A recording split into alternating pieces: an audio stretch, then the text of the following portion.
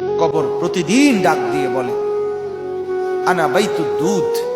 প্রত্যেকের কবর প্রত্যেককে ডেকে বলে, ও আল্লাহর বান্দা, জানো আমি পোকামাকড়ের ঘর, পোকামাকড়ের ঘর।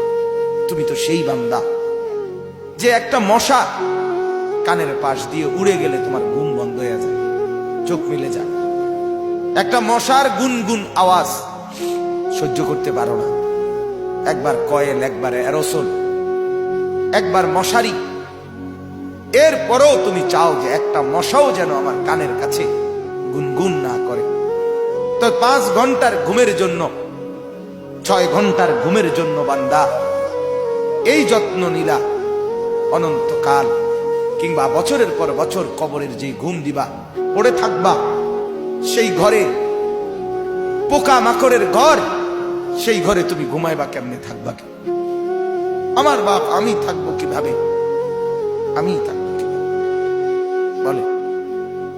ভাবেন, আমিও ভাবি, আপনিও ভাবেন।